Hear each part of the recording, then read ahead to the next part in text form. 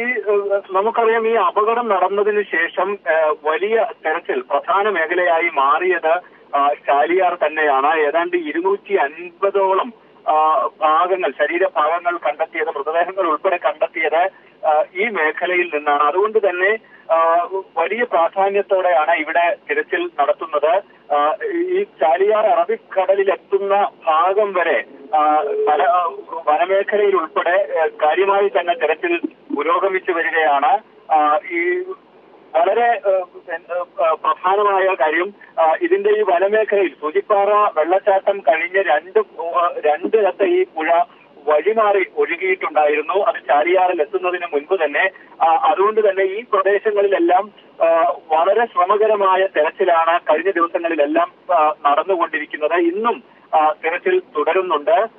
കൂടുതൽ മൃതദേഹങ്ങൾ ചാലിയാറിലേക്ക് ഒഴുകിയെത്തിയിട്ടുണ്ടാവാം എന്ന ഒരു സംശയത്തിന്റെ അടിസ്ഥാനത്തിലാണ് ചാലിയാറിൽ വളരെ സൂക്ഷ്മമായ പരിശോധന തുടർന്നുകൊണ്ടിരിക്കുന്നത്. ഷമി, സ്വാലിഹിനി മേഖലയൊക്കെ അറിയുന്ന ഒരാളെന്ന നിലയിൽ ചോദിക്കുകയാണ്. ഈ ചൂരൽമല, ഈ പുഞ്ചിരിവട്ടത്ത് നിന്ന് മുണ്ടക്കൈ, അതിനുശേഷം ചൂരൽമല, അതിനുശേഷം ഈ പുഴ ഒഴുകി വന്ന് ഈ സൂചിപ്പാറ, പിന്നീട് ഇങ്ങോട്ട് വനമേഖല, അതിനുശേഷമാണ് അങ്ങ് ചാലിയാറിലേക്ക് എത്തുന്നത്. ഈ അതിൻ്റെ ഒരു ഓർഡർ അനുസരിച്ച് ആ മേഖലകളിൽ നടക്കുന്ന ഒരു തിരച്ചിലിൻ്റെ ഒരു വിശദാംശങ്ങൾ നൽകാൻ കഴിയുമോ സ്വാലിഹ്? നമുക്ക് ആ പ്രദേശം കൂടി ഒന്ന് മനസ്സിലാക്കാൻ വേണ്ടിയാണ്. 16 കിലോമീറ്റർ ഒഴുകിയാണ് ഈ ചൂരൽമല പുഴ ഈ ഭാഗത്തെത്തുന്നത്, ഈ ചാലിയാറിലേക്ക് പതിക്കുന്നത്. ചാലിയാറിന്റെ കൈവഴിയായി അതുവരെ ഒഴുകിയെത്തുന്നതാണ് ഈ പുഴ. ഇതിനിടയിലാണ് ഈ സൂചിപ്പാറ വെള്ളച്ചാട്ടം വരുന്നത്. ഏതാണ്ട് 50 അടിയോളം ഉയരത്തിൽ നിന്നാണ് വെള്ളം പതിക്കുന്നത്.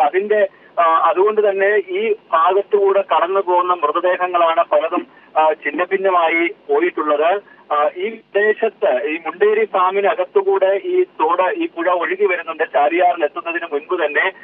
അതുകൊണ്ട് തന്നെ ഈ മുണ്ടേരി ഫാമിനകത്ത് വെച്ചാണ് ഇത് രണ്ട് ഭാഗങ്ങളിൽ തിരിഞ്ഞ് ഒഴുകിപ്പോയത്. ഈ പ്രദേശത്തെല്ലാം പരിശോധന ഏതാണ്ട് പൂർത്തിയായി കഴിഞ്ഞിരിക്കുന്നു. അതേസമയം ഈ വനമേഖലയിൽ, ഉൾവനമാണ് നിലമ്പൂർ വനത്തിലെ ഏറ്റവും വലിയ വനമേഖല കൂടിയാണിത്. അതുകൊണ്ട് തന്നെ ഈ പ്രദേശത്ത് വളരെ സൂക്ഷ്മമായ പരിശോധന ആവശ്യമുണ്ടായിരുന്നു. അത് ഏതാണ്ട് പൂർത്തിയായി കഴിഞ്ഞിട്ടുണ്ട്. ഇന്ന് പ്രധാനമായി ശ്രദ്ധ കേന്ദ്രീകരിക്കുന്നത് ചാലിയാറിനകത്ത് പുഴയിലെ തിരച്ചിൽ തന്നെയാണ്. ഷമി, സ്വാലിഹ്, നമ്മൾ ഈ ചാലിയാർ കേന്ദ്രീകരിക്കുന്നു, ഒപ്പം തന്നെ ഇതിനോട് ചേർന്നുള്ള ഈ വനപ്രദേശത്തെ തിരച്ചിലിനെ സംബന്ധിച്ച വിശദാംശങ്ങൾ എങ്ങനെയാണ്? അവിടെ സാധാരണഗതിയിൽ എത്തപ്പെടാൻ പാടാണ്. കഴിഞ്ഞ ദിവസം അവിടെ ഒരു മൃതദേഹം കണ്ടെത്തിയിരുന്നു. അത് എടുക്കാൻ പോയ 12ഓളം വരുന്ന ഫയർഫോഴ്സിൻ്റെയും പോലീസിൻ്റെയും ഉദ്യോഗസ്ഥർ അവിടെ കുടുങ്ങിപ്പോകുന്ന ഒരു സാഹചര്യമുണ്ട്. പിറ്റേ ദിവസമാണ് അവരെ രക്ഷിച്ച് കൊണ്ടുവരാൻ സാധിച്ചത്. സ്വാലിഹ്, തീർച്ചയായും ഈ വനമേഖലയുടെ ഒരു സ്വഭാവം ഇത്തരത്തിൽ അപ്രതീക്ഷിതമായി വെള്ളം കുത്തൊഴുക്കൊക്കെ ഉണ്ടാകുന്ന ഭാഗങ്ങളാണ്. നമുക്കിപ്പോ ഈ വയനാട് മേഖലയിലൊക്കെ മഴ കുറഞ്ഞാൽ പോലും നീലഗിരി ഭാഗങ്ങളിൽ പെയ്യുന്ന മഴവെള്ളം കൂടി ഒഴുകിയെത്തുന്നത് ചാലിയാറിലേക്കാണ്. അതുകൊണ്ട് തന്നെ അപ്രതീക്ഷിതമായി പ്രതിസന്ധികൾ ഉണ്ടാവാനുള്ള ഒരു സാധ്യത ഈ മേഖലയിലുണ്ട്. അതാണ് ഈ തെരച്ചിലിനെ വളരെ ദുഷ്കരമാക്കിയതും.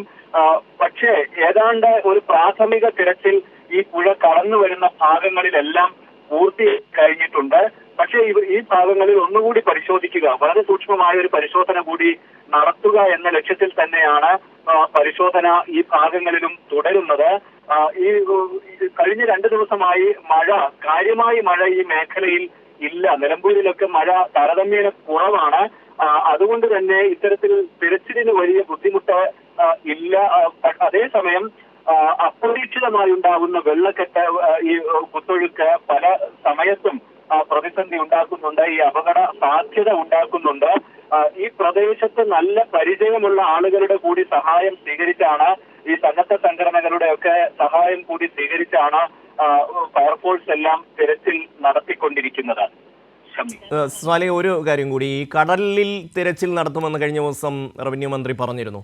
അത് എത്രമാത്രം സാധ്യമാണ് ആ കാര്യം? തീർച്ചയായും നിലവിൽ ഈ അറബിക്കടലിൽ ഈ ചാലിയാർ പതിക്കുന്ന ഭാഗം വരെ തിരച്ചിൽ നടന്നുകൊണ്ടിരിക്കുന്നുണ്ട്. സ്വാഭാവികമായും നമുക്കറിയാം, ഈ ഒരു വെറും 4-5 മണിക്കൂർ കൊണ്ടാണ് ഈ അപകടം നടന്ന് വളരെ ചെറിയ സമയം കൊണ്ടാണ് ഈ മൃതദേഹങ്ങളെല്ലാം 16 കിലോമീറ്റർ ഇപ്പുറം ചാലിയാറിലെത്തുന്ന സാഹചര്യം ഉണ്ടായത്. അതുകൊണ്ട് തന്നെ ഇത് ഒഴുകിപ്പോകാനുള്ള ഒരു സാധ്യത വളരെ കൂടുതലാണ്. അത് തള്ളിക്കളയാൻ കഴിയില്ല. അതുകൊണ്ട് തന്നെയാണ് ഭാഗങ്ങളിൽ ഈ പ്രദേശത്ത് ചാലിയാർ പതിക്കുന്ന ഭാഗങ്ങളിൽ കൂടുതൽ തെരച്ചിൽ നടത്താനുള്ള ശ്രമം നടത്തി വരുന്നത്. സ്വാഭാവികമായും ഈ പ്രദേശം കൂടി മത്സ്യത്തൊഴിലാളികളുടെ ഒക്കെ സഹായത്തോടെ നിലവിൽ നിരീക്ഷിച്ചു വരുന്നുണ്ട്. ഈ ഭാഗത്തുകൂടി പരിശോധന നടക്കുമെന്നാണ് കഴിഞ്ഞ ദിവസം മന്ത്രി വ്യക്തമാക്കിയതും. നിലവിൽ ഈ ഭാഗങ്ങളിലെല്ലാം ഈ പുഴ അറബിക്കടലിൽ എത്തുന്നത് വരെയുള്ള സ്ഥലങ്ങളിലെല്ലാം വിശദമായ പരിശോധന നടന്നുകൊണ്ടിരിക്കുകയാണ്. സ്വാലിഹാണ് വിവരങ്ങൾ നൽകിക്കൊണ്ടിരിക്കുന്നത്. ചാലിയാർ മണ്ടേരിയിൽ നിന്ന് ഒരു മൃതദേഹവും മറ്റൊരു മൃതദേഹത്തിൻ്റെ ഭാഗവും കണ്ടെത്തി.